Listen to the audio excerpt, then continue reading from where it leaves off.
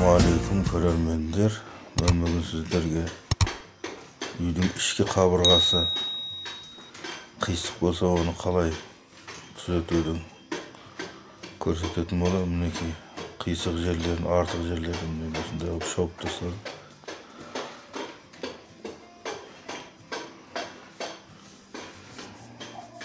Бұл балшықтан тұрғызылған қабырға. Мінекей өстіп су шөйіп шығамыз, ондай шапқан жерлер.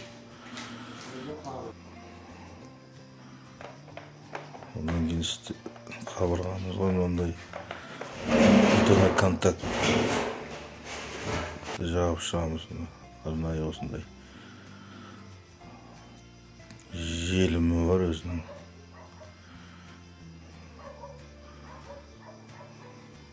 Оны біз әктің үстінен жағып шығамыз. Өйткені үстінен левказ тартамыз, левказ тартсақ,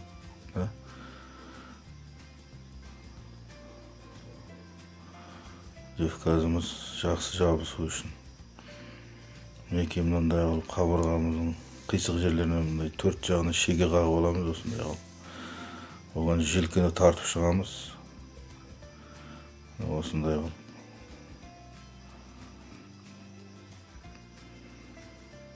Крес қылып тартып шығамыз. Үстінен астынан желкімізді байлап.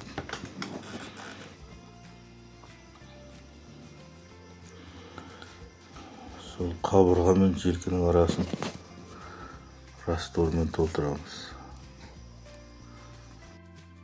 Менің тағы да қызықты әрі пайдалы видеоларымды өткізіп алмау үшін каналыма лайк басып, подписаться батырмасын басып, қоңыраушаны басып кетіңіздер.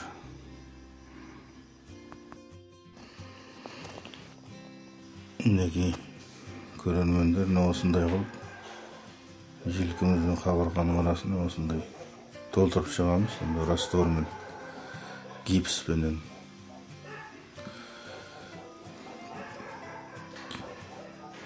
Осындай қылып түзетіп аламыз. Мінекей бағана шапқан жерімізді, артық жерін алып тастаған жерімізді үстінен гипспенен тегістеп аламыз. Осындай қылып. Осындай қайтадан жауып шығамыз, барлық жерін, шабылған жерлерін.